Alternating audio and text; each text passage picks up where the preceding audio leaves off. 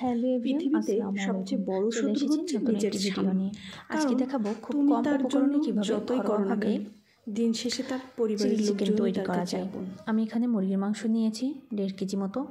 এখানে এবার দিয়ে দিচ্ছি আদা রসুন বাটা, শুকনো ঝাল বাটা, লবণ এবং সামান্য গোলমরিচ। আমি প্রথমেই বলে রাখছি খুব কম উপকরণ দিয়েই এগুলো বানাবো।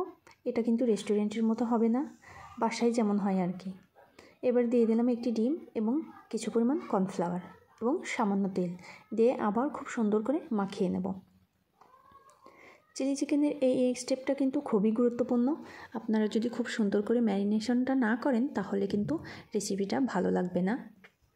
আমার মাখানো হয়ে গেছে। এবার বাটিটা আমি সরিয়ে রাখবো এবং একটি আলাদা বাটি নিয়ে নেব। সেখানে আমাদের যে সসগুলো আছে সেগুলো দিয়ে দেব। আমার এখানে চিলি সস ছিল না, তাই আমি এখানে ঝাল বাটা নিয়েছি এবং দিয়ে দিচ্ছি টমেটো সস আর সয়া সস দিয়ে আমি এগুলো খুব সুন্দর করে মিক্স করে নেব।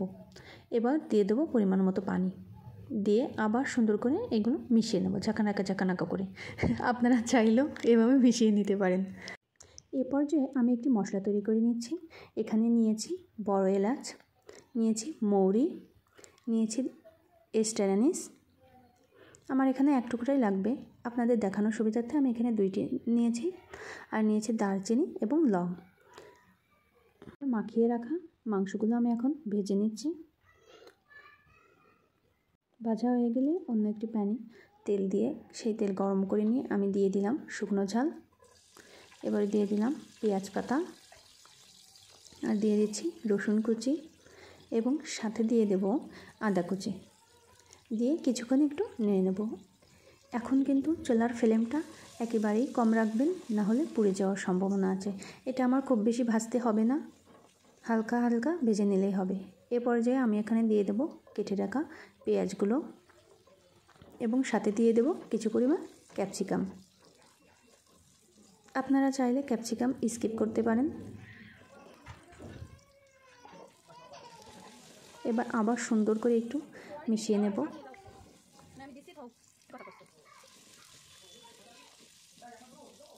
মেশানো হয়ে গেলে আমি ভেজে রাখা মাংসগুলো দিয়ে হালকা একটু নেড়ে চেড়ে নেব। এমনভাবে নাড়তে হবে যাতে মাংসগুলো ভেঙে না যায়।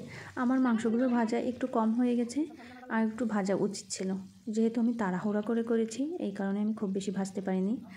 এবার নিয়ে নিলাম কাঁচা ঝাল এবং তৈরি করে রাখা সসগুলোর মিশ্রণ দিয়ে দিলাম, দিয়ে খুব সুন্দরভাবে নেড়ে চেড়ে নিতে হবে। এরপর যে আপনারা ঢাকা দিয়ে দিতে পারেন। আমি একটু সামান্য পানি দিয়ে দিয়েছি এবং সামান্য লবণ দিয়ে আবার একটু মিশিয়ে নেব। এবার আমি এটা ঢেকে দেব 5 মিনিটের জন্য। এই যে ঢাকনা খুলে দেখুন এদের কী অবস্থা। এবার আমি যে মশলাটা করে রেখেছিলাম, আপনাদের দেখেছিলাম ওইটা আমি আলাদাভাবে গুঁড়া করে রেখেছিলাম, সেটা অবশ্য দেখানো হয়নি। সেই গুঁড়াটা এখন দিয়ে দিলাম।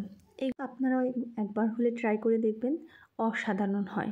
খুব কম উপকরণ দিয়েই বাড়িতে যে এত সুন্দর করে চিলি চিকেন তৈরি করা যায়, না করলে। ভিডিওটি যদি ভালো লাগে অবশ্যই লাইক, কমেন্ট এবং শেয়ার করবেন।